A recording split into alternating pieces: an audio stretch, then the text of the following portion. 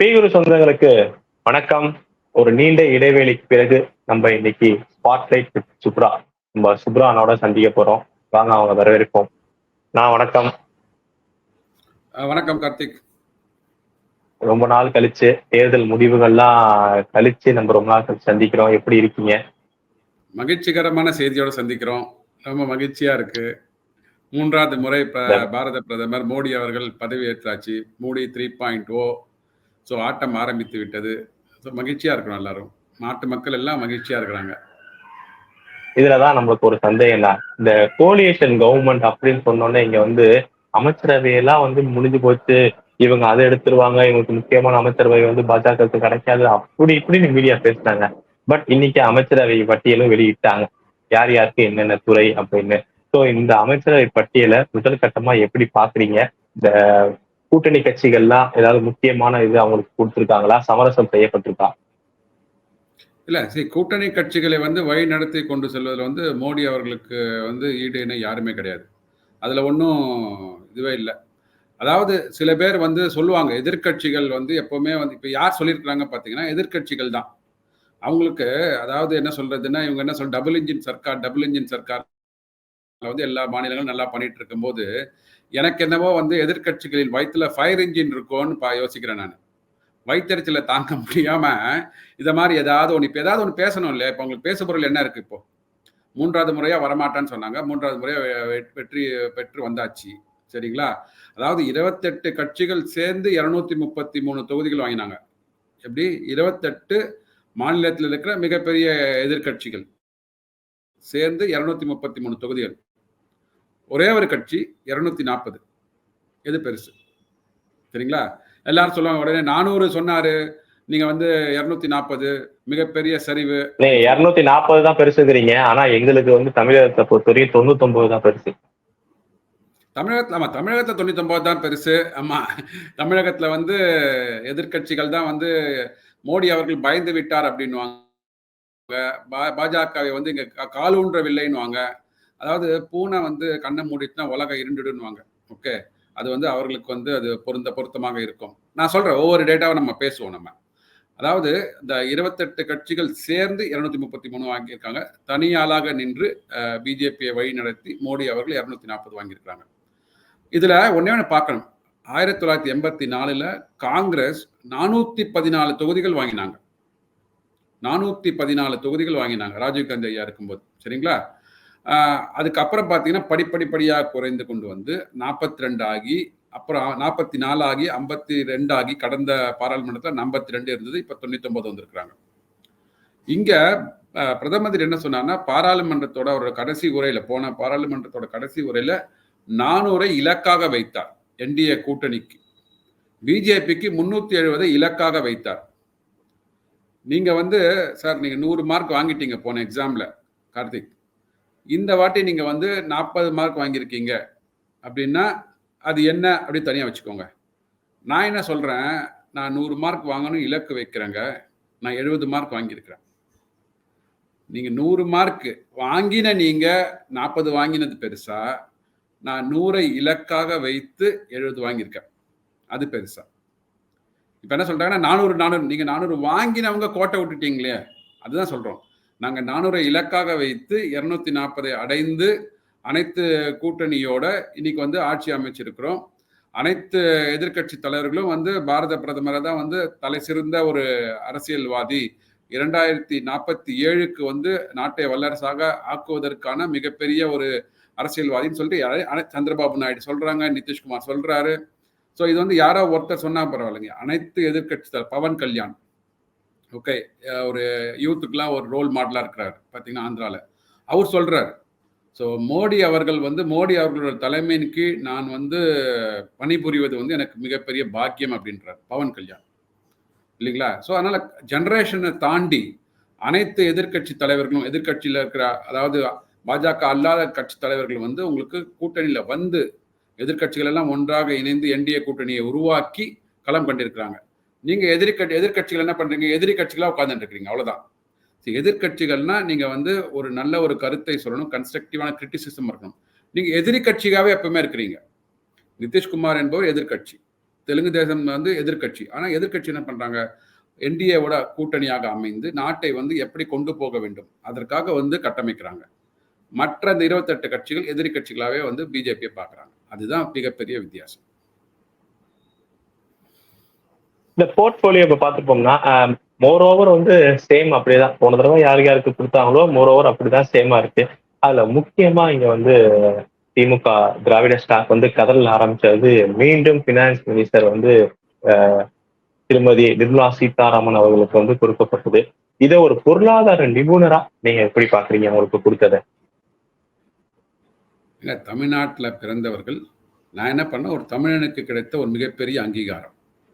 உலகத்திலேயே மிகப்பெரிய 5வது பொருளாதாரமாக இருக்கிற ஒரு நாட்டை வந்து ஒரு வழிநடத்தி செல்வதற்கு பொருளாதாரத்தில் நிதி அமைச்சரவையில் வழிநடத்தி செல்வதற்கு ஒரு பெண்மணி நியமிக்கப்பட்டிருக்கிறாள் தொடர்ந்து 2வது முறையாக. அப்படின்ற போது நம்ம ஒரு மிகப்பெரிய ஒரு அங்கீகாரம் இல்லை.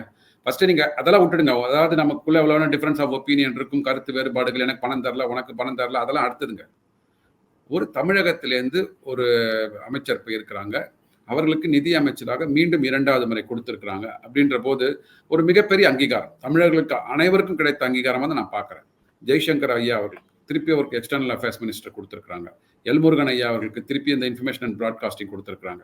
சரிங்களா? ஸோ அப்படிதான் பார்க்கணும். அதை தாண்டி உங்களுக்கு இனிமேல் அரசாங்கம் செயல்பட ஆரம்பிக்கும் போது என்னென்ன திட்டங்களை கொண்டு வர போறாங்களோ அந்த திட்டங்கள்ல வந்து நமக்கு ஏதாவது குறைகள் இருந்தால் கண்டிப்பாக குறைகளை வந்து நீங்க கேட்கணும். அதில் ஒன்றும் மாற்று கருத்து இல்லை. அதாவது நீங்கள் வந்து ஜிஎஸ்டியில் என்னெல்லாம் வந்து எனக்கு பணம் வரலன்னு சொன்னீங்களோ அதுக்கெல்லாம் ஆதாரபூர்வமாக கொடுத்தாங்க. அதுக்கு நம்ம பதிலே சொல்ல முடியல. சரிங்களா? நிர்மலா சீதாராமன் எனக்கு தெரிந்து பார்த்தீங்கன்னா எனக்கு தெரிஞ்ச ஒரு 40-50 வருடங்காலங்களில் ஒரு நிதி அமைச்சராக டேட்டா பாயிண்ட்ஸோட பேசுகின்ற ஒரு நிதி அமைச்சர் வந்து நிர்மலா சீதாராமன் அவர் மட்டும்தான். ப. சிதம்பரம் கூட நான் வந்து ஆனால் ப. சிதம்பரம் மேலே எனக்கு ஒரு மிகப்பெரிய மரியாதை உண்டு, அது வேற. ஆனால் இந்த மாதிரியான டேட்டா பாயிண்ட்ஸோட அவர் வந்து எதிர்கட்சிகளையோ இல்லை ஆளுங்கட்சியில் ஒரு மீட்டிங் நடக்கும்போது தரவுகளை கொடுத்ததாக எனக்கு வந்து ஞாபகம் இல்லை. மேடம் என்ன பண்ணாங்கன்னா பார்லிமெண்ட்ல நீங்கள் ஏதாவது கேள்வி கேட்டீங்கன்னா அதற்கு வந்து அடுத்த இதில் வந்து பதில் சொல்கிறாங்க. பாயிண்ட் பை பாயிண்ட், இந்த மாநிலத்துக்கு நாங்கள் இவ்வளோ கொடுத்தோம், இந்த மாநிலத்துக்கு இவ்வளோ கொடுத்தோம், உங்களுக்கு இந்த திட்டத்தில் வந்து இவ்வளோ வந்து ஒவ்வொரு மாநிலத்துக்கும் இப்படி கொடுத்துருக்குறோம் அப்படி என்பது தெளிவாக இன்ஃபர்மேஷன் கொடுக்குறாங்க. அதை அப்படியே ப்ரெஸ் இன்ஃபர்மேஷன் பியூரோவில் வந்து பதிவாக வருகிறது நமக்கு. அதை பார்த்து மக்களால் ஏற்றுக்கொள்ள முடியவில்லை, எதிர்கட்சி மக்களால் ஏற்றுக்கொள்ள முடியவில்லை.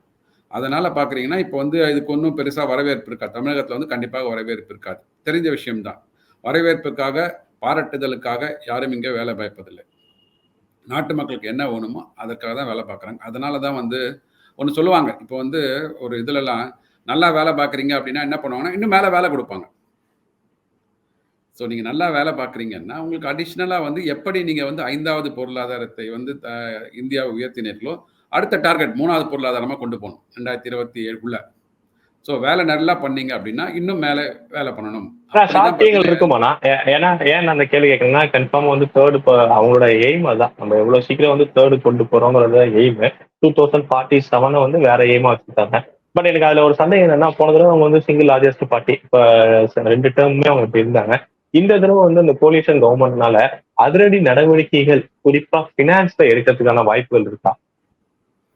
ஃபினான்ஸில் வந்து அதிரடி நடவடிக்கைகள் இப்போ வந்து எடுக்கணுன்ற அவசியமே கிடையாது. இப்போ வந்து ஒரு கடந்த 3 வருடங்களாக கட்டமைப்புகளுக்காக நம்ம என்னெல்லாம் இன்வெஸ்ட் பண்ணியிருக்கிறோமோ அதனுடைய பலனை நம்ம அனுபவிக்க போகிறோம். ஒரு பெரிய ரெவல்யூஷன் டாக்ஸேஷனில் ஜிஎஸ்டியை கொண்டு வந்தாச்சு. இப்போ அதனோட பலன் வந்து அனைத்து மாநிலங்களும் வந்து அனுபவிக்க ஆரம்பித்து விட்டார்கள். ஒவ்வொரு மாதமும் பார்த்தீங்கன்னா கிட்டத்தட்ட 1.74 lakh crore, ஏப்ரலில் 2 லட்சம் கோடி வரலாறு காணாத ஜிஎஸ்டி வரி. அதில் வந்து அழகாக வந்து மாநிலங்களுக்கு பங்கு பிரித்து கொடுக்கப்படுகிறது. 1ஆம் தேதி அன்னைக்கே உங்கள் கணக்கில் வந்து இப்போ ராகுல் காந்தி ஐயா சொல்கிற மாதிரி டடாட்டக்னு சொன்னார் பார்த்தீங்க, 8500 ரூபாய்க்கு. அது இப்போ கொடுப்பாரான்னு தெரியல, மக்கள்லாம் கேட்டுட்டு இருக்கிறாங்க. ஸோ டக்காட்டக்ன்றது வந்து அது மாதிரி ஜிஎஸ்டியில் நடக்குது. ஒவ்வொரு மாநிலங்களுக்கும் அது 10,000 கோடியோ 12,000 கோடியோ ஸ்டேட் ஜிஎஸ்டி நேராக அவங்கள்ட்ட போகிறது. ஐஜிஎஸ்டி அந்த இது சதவீதம் மூலமாக பிரித்து கொடுக்கப்படுகிறது. சென்ட்ரல் ஜிஎஸ்டி டெவல்யூஷன் ஸ்கீம் மூலமாக அனைத்து மாநிலங்களுக்கும் கொண்டு செலுத்தப்படுகிறது இல்லைங்களா?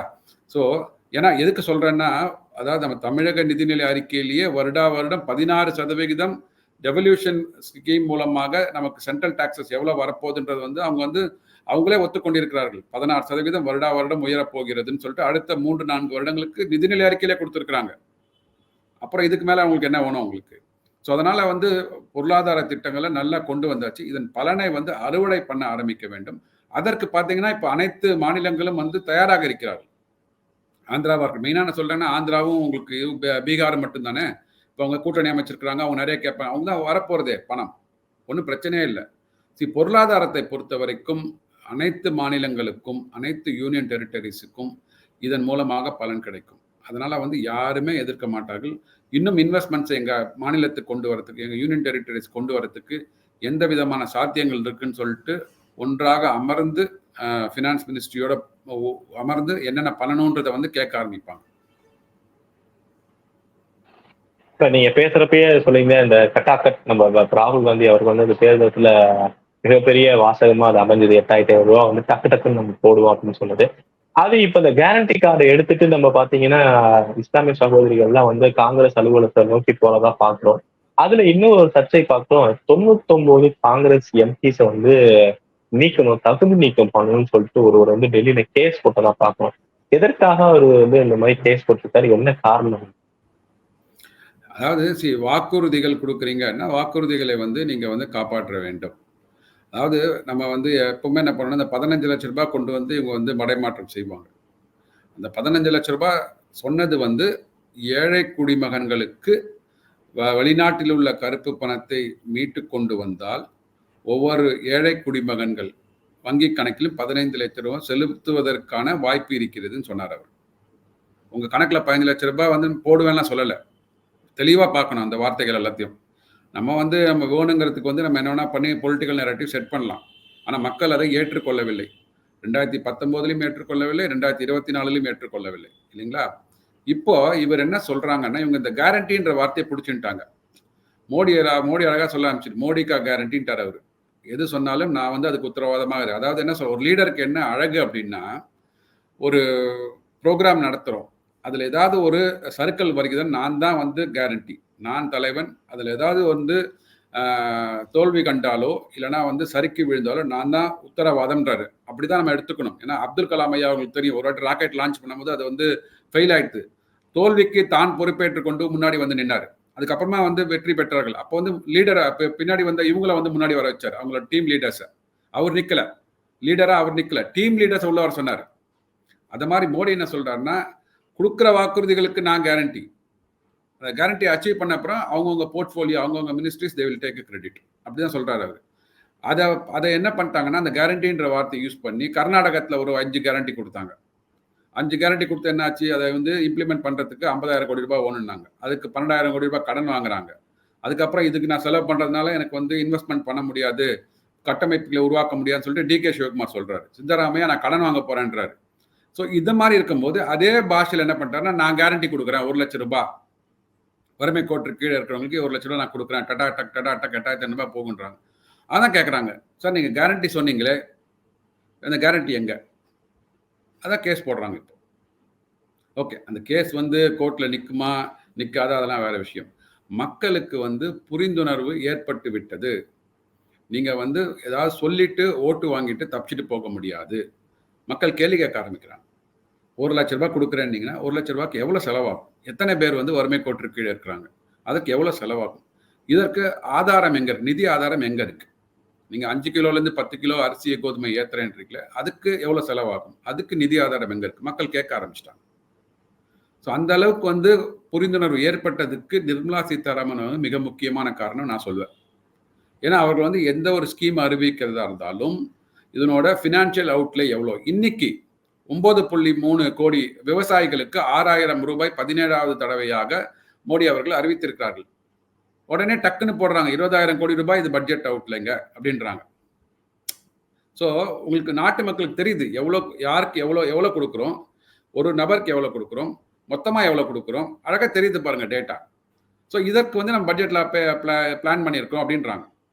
ஸோ அந்த மாதிரி எல்லாத்தையும் வந்து திட்டங்களாக போட்டு அதில் பட்ஜெட்டில் வந்து நீங்கள் வந்து கொண்டு வந்து அதுக்குண்டான ரெவென்யூ ஆதாரத்தையும் அங்கே காமிச்சிட்டிங்க அப்படின்னா மக்களுக்கு தெரியும் நீங்கள் கொடுக்குற திட்டங்கள் வந்து வரி வருவாய் மூலமாக வருகிறது, வரி வருவாய் ஏறிக்கொண்டு வருகிறது.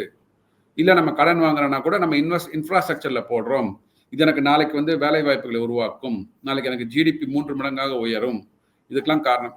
இந்த மாதிரியான ஒரு புரிந்துணர்வை வந்து இந்த அரசாங்கம் கடந்த ஒரு 8-9 வருடங்களாக பண்ணிட்டு இருக்காங்க. 2014 ஆரம்பிச்ச உடனே பார்த்தீங்கன்னா 14-15 அவங்க முன்னாடி பண்ண யூபி அரசாங்கம் பண்ண தவறுகளை எல்லாம் வந்து சரி செஞ்சுட்டு இருந்தாங்க. அதுக்கப்புறம் பார்த்தீங்கன்னா என்னென்ன டேட்டா கொடுத்தா மக்களுக்கு வந்து கரெக்டாக தெளிவாக புரியும் அதை வந்து கொடுக்க ஆரம்பிச்சிருக்காங்க. அதுதான் மிக முக்கியமான ஒரு ஃபினான்ஸ் மினிஸ்ட்ரியோட ஒரு அச்சீவ்மெண்ட்டாக நான் பார்க்குறேன். அந்த அச்சீவ்மெண்ட் கிடைத்த ரெகக்னேஷனாக நிர்மலா சீதாராமன் அவர்களுக்கு திருப்பியும் நிதியமைச்சர் பதவி கொடுக்கப்பட்டிருக்கிறது.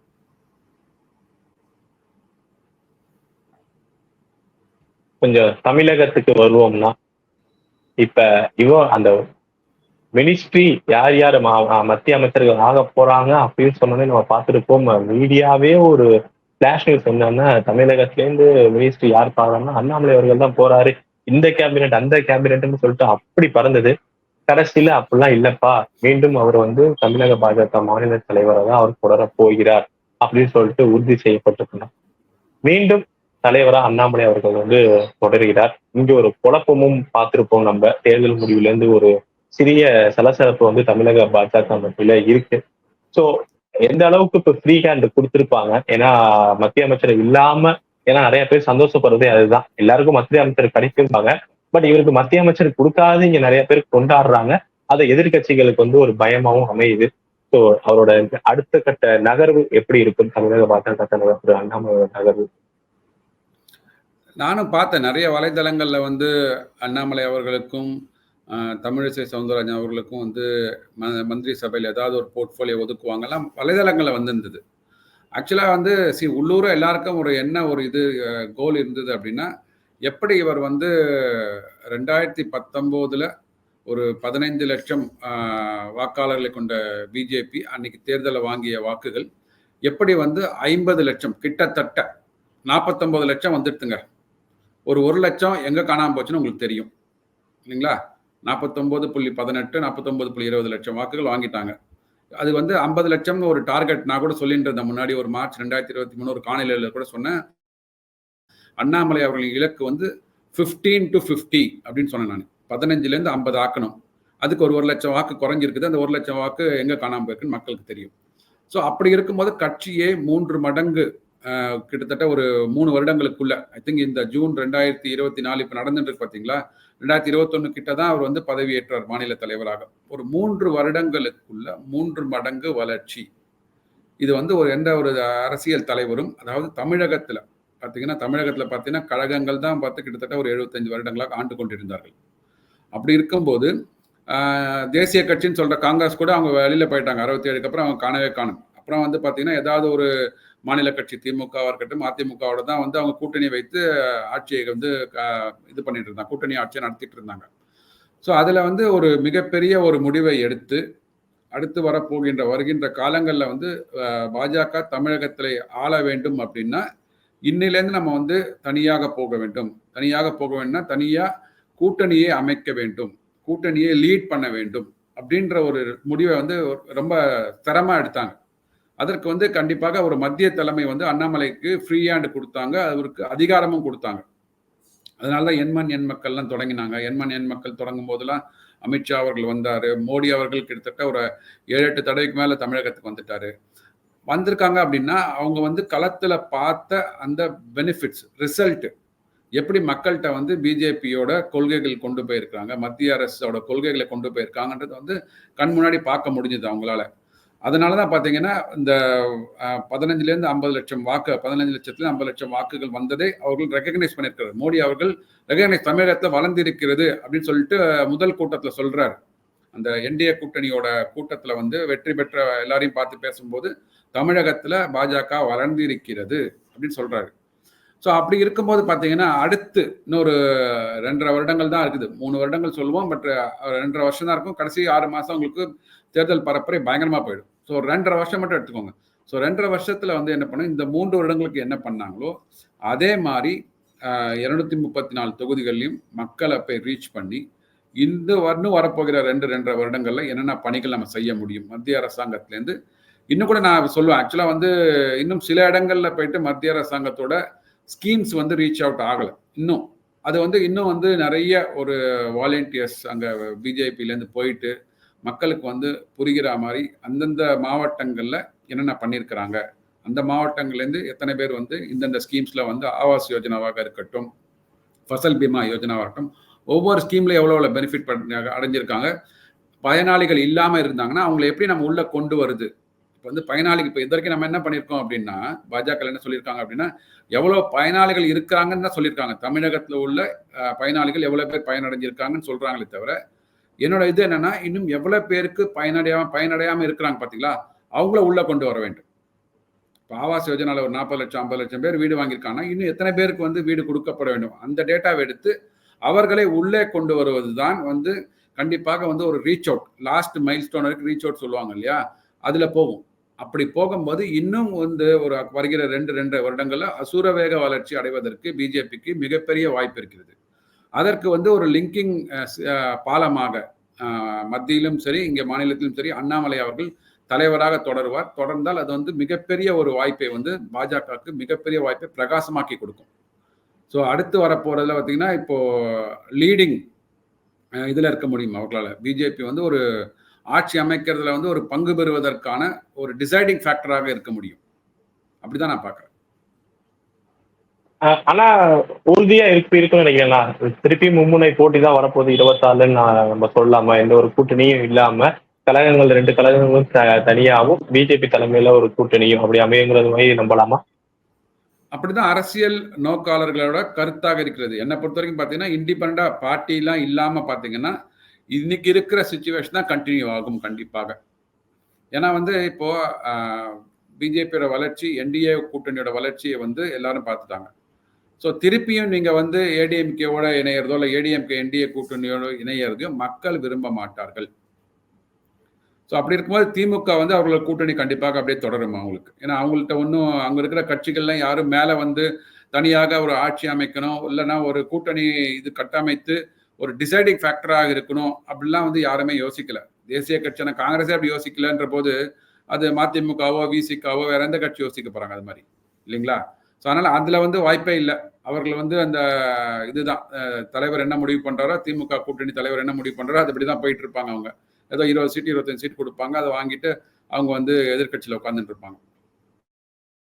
இங்க வரும்போது பிஜேபின்றது ஒரு டிசைடிங் ஃபேக்டராக இன்னைக்கு வர ஆரம்பிச்சாச்சு, மக்கள் பார்க்க ஆரம்பிச்சிட்டாங்க. சரிங்களா? ஸோ அதிமுக கூட்டணியில எடப்பாடி அவர்கள் பார்த்தீங்கன்னா, அவர் வந்து அந்த அங்கே சிதறி போன ஒரு 4-5 தலைவர்கள் இருக்காங்க பார்த்தீங்களா, அவர்கள்லாம் ஒன்றிணைத்து திருப்பி அதிமுக வந்து ஒருங்கிணைத்து பண்ணுவாரான்னு தெரியல. ஏன்னா அவங்க கட்சியிலேயே இப்பயே பேச ஆரம்பிச்சிட்டாங்க. வந்து அவருக்கு எதிராக, எடப்பாடி அவர்களுக்கு எதிராகவே வந்து குரல்கள் வந்து நிறைய பேர் கொடுக்க ஆரம்பிச்சிட்டாங்க. என்ன சொல்றாங்கன்னா, அதிமுக வந்து பிஜேபியோட இருந்திருந்தா நம்ம ஒரு 10-15 சீட் வின் பண்ணிருக்கலான்றாங்க. அதே தலைவர்கள் தான் வந்து நாங்க பிஜேபியோட இருந்தனால தான் வந்து 2021 சட்டசபையை வந்து நாங்க விட்டோம் அப்படின்றாங்க. அவங்களுக்கு தெரியல, அவங்க 66 சீட்டு வாங்கினாங்க, வந்து எதிர்கட்சியில உட்கார்ந்து இருக்கிறாங்க அப்படின்னா, ஜெயலலிதா அம்மையார் கூட 66 சீட்டு வாங்கல. ஏன்னா அந்த கூட்டணி அதிமுக தலைமையிலான கூட்டணி சட்டசபையில 75 சீட்டு வாங்கியிருக்காங்க. 66 அதிமுக, 4 பிஜேபி, 5 பாமக, 75 எதிர்கட்சிகள் கூட்டணி வாங்கியிருக்கிறாங்க அந்த சீட்டு. அது வந்து எனக்கு தெரிஞ்சு அதிமுக முன்னாடி இருந்த ஜெயலலிதா அம்மையார் கூட வாங்கல. அப்படி இருக்கும்போது அந்த அளவுக்கு வந்து ஒரு கூட்டணியை பலமாக வந்து நடத்தி சென்றதுக்கு வந்து பிஜேபி ஒரு காரணம். 3 பேரும், பாமக இருக்கட்டும், அதிமுக இருக்கட்டும், பிஜேபி எல்லாம் ஒன்னா வேலை செஞ்சாங்க. இப்ப என்ன சொல்றாங்கன்னா, அது நீங்க வந்து பிஜேபியில இருந்தனால தான் நாங்க வந்து தோல்வி கண்டோம்னா, ஆனா வெளில வந்தாங்க. இப்ப என்ன ஆச்சு இல்லைங்களா? இப்ப அவர்களுக்கு வாக்கு சதவீதம் வந்து 1% உயர்ந்ததை வந்து அவர் பெருசா சொல்லிட்டு இருக்காரு எடப்பாடி ஐயா அவர்கள். ஸோ அதனால வந்து அந்த கூட்டணி வந்து மீண்டும் இணைவதற்கு வந்து வாய்ப்புகள் கம்மி. அதனால அது எனக்கு தெரிஞ்சு அத்தைக்கு மீசம் முளைச்சா அப்படின்னு சொல்லுவாங்க பார்த்தீங்களா, அது மாதிரி நம்ம தமிழ்ல ஒரு பழமொழி, அது மாதிரி தான் இருக்கும். அது கண்டிப்பாக பிஜேபி வந்து இங்கே என்டிஏ கூட்டணியை மீண்டும் 2026 சட்டசபை தேர்தல் அமைக்கும், அதை லீட் பண்ணுவாங்க. தென் என்டிஏ கூட்டணியில் இருக்கிற BJP will be the deciding factor for 2026 in Tamil Nadu. கண்டிப்பா பொறுத்து பார்ப்போம். இப்பதான் அமைச்சரவையில் என்னென்ன இலாக்கான அமைச்சிருக்காங்க, இங்க அண்ணாமலை அவர்கள் வந்து திருப்பியும் அந்த தலைவராக தொடர்றதுக்கான வாய்ப்பு கொடுத்துருக்காங்க. ஸோ அடுத்தடுத்த வர நாட்கள் வந்து இன்னும் பயங்கரமா அரசியல் வெடிக்கும் அப்படிங்கிறத நம்புவோம். உங்க நேரத்தை நம்ம தளத்துக்கு வந்து பயன்படுத்தி ரொம்ப ரொம்ப நன்றி. நல்லதே நடக்கும். வாழ்க வளமுடன். வணக்கம். நன்றி.